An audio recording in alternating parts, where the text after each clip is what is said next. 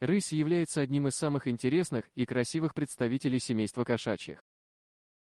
Зверь занесен в Красную книгу страны под первой категорией.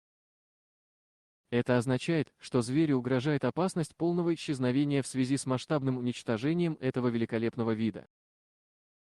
По величине рысь сравнительно небольшая кошка в сравнении с другими хищниками. Она представляет собой животное с коротким, сбитым туловищем.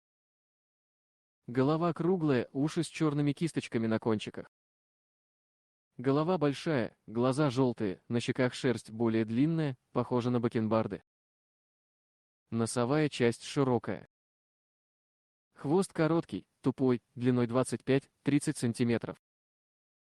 Упоминая хищных зверей нашей страны, многие из нас чаще всего подразумевают волка или медведя, при этом незаслуженно забывая о рысе, которая является одним из важнейших звеньев лесной экосистемы. В этой истории главным героям довелось узнать цену преданности не только рыси, но и всех зверей в целом. Музыка. Произошел этот случай в одном из поселков средней полосы России, окруженном с нескольких сторон величественными хвойными лесами. Теплым июньским днем в поселок прибыла группа молодых парней на автомобиле. Сложно сказать, приехали ли они к кому-либо из родственников или же решили просто заняться туризмом, но то, как гости стали себя вести дальше, просто шокировало. Включив громкую музыку, они поставили автомобиль в тени раскидистого клена и стали распивать спиртное. Конечно, местные жители пробовали урезонить нарушителей спокойствия, но все их попытки, к сожалению, не принесли желаемого результата.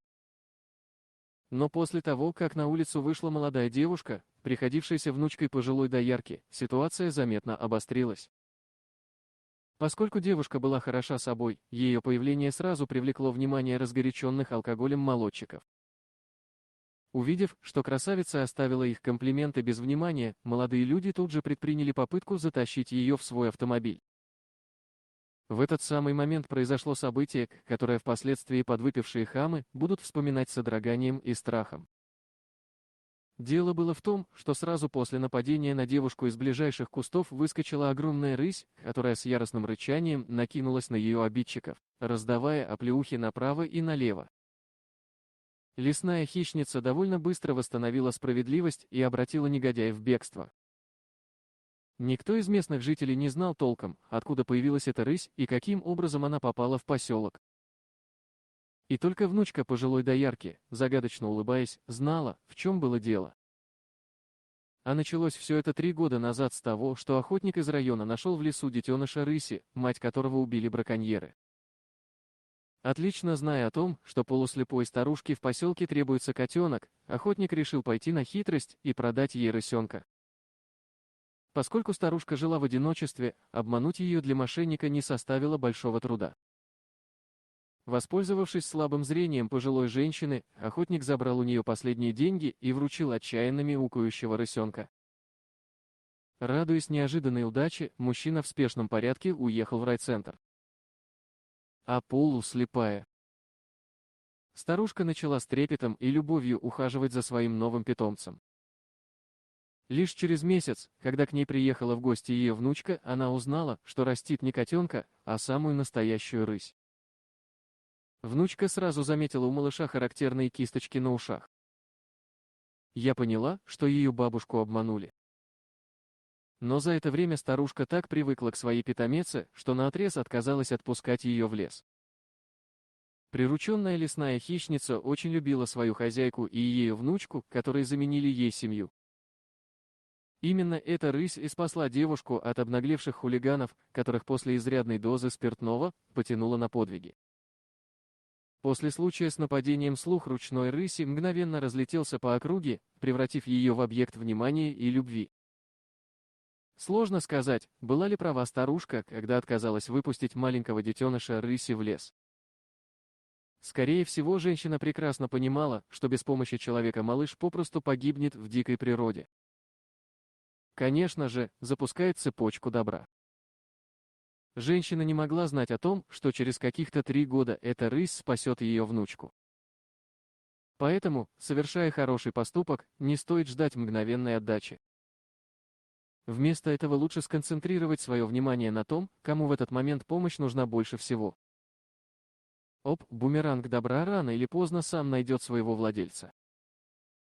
Если вы в конечном итоге столкнетесь с одним из этих животных, эксперты советуют вам медленно отступить, повернувшись к ним лицом, поскольку инстинкт охоты у кошки может пробудиться, если вы побежите или покажете спину.